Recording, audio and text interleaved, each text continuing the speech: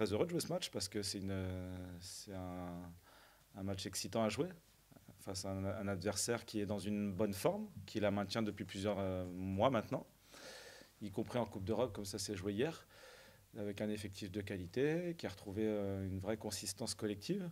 Donc, elle avait démarré un peu mollement son championnat, et puis finalement, elle a trouvé son rythme de croisière qu'on pouvait attendre au vu je dirais, de la manière dont le club est organisé et puis de la qualité de son effectif.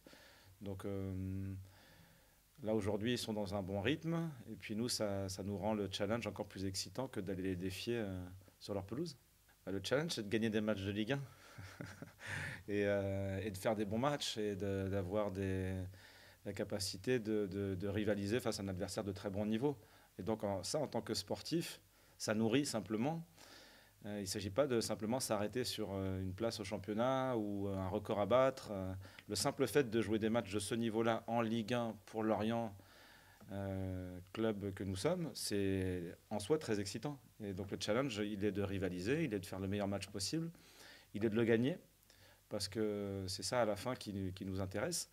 On sait que ça sera pas facile parce que l'adversaire, je le répète, a beaucoup de qualité, mais ça rend le match justement encore plus emballant à préparer et puis à jouer.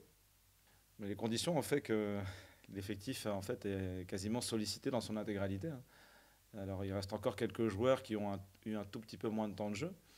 Mais entre donc les transferts de l'hiver, plus les blessures importantes que nous avons connues sur certains postes, il y a déjà beaucoup de joueurs qui sont apparus et qui ont pris un temps de jeu conséquent qui n'était pas nécessairement prévu dans cette mesure-là au début de saison.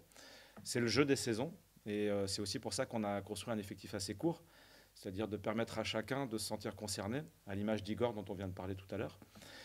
Et d'autres qui, s'ils n'ont pas encore pris de temps de jeu, savent que c'est possible à partir du moment où, par le jeu des blessures, des suspensions et quelquefois des moins bonnes performances, on est à proximité, je dirais assez proche enfin, de l'effectif. Donc là, on est en train de progresser. Je trouve que notre équipe a gagné en consistance comme on pouvait l'attendre, c'est-à-dire qu'il fallait du temps pour reconstruire des repères collectifs, pour reconstruire aussi une homogénéité de forme physique.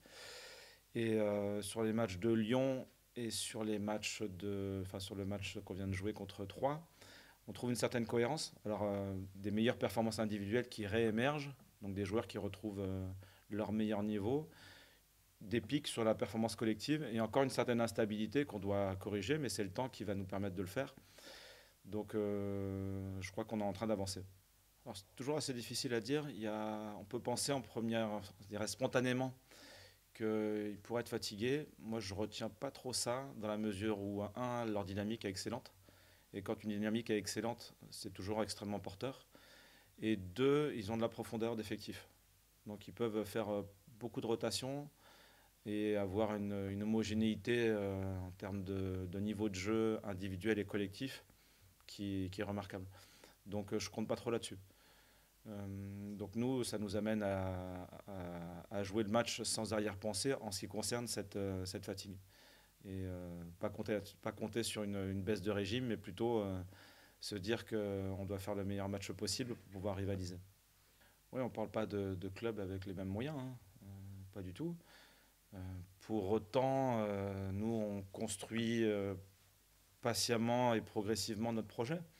Donc, le premier objectif, avant de regarder sur les joueurs qu'on pourrait recruter, que Nice a recruté, dont un Lorientais dernièrement, hein, c'est avant tout de développer notre effectif. Et puis, notre effectif se développe, il y a d'excellents joueurs dans cette équipe.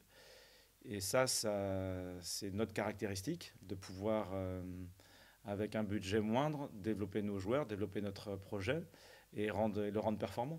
Donc on n'est pas tout à fait sur les mêmes caractéristiques de projet ou les dimensions de club, mais pour autant, moi j'ai la croyance qu'on peut rivaliser. Alors s'il y avait Coupe d'Europe en plus, ce n'est pas le cas aujourd'hui au FC Lorient, nécessairement qu'il y aurait des impacts majeurs.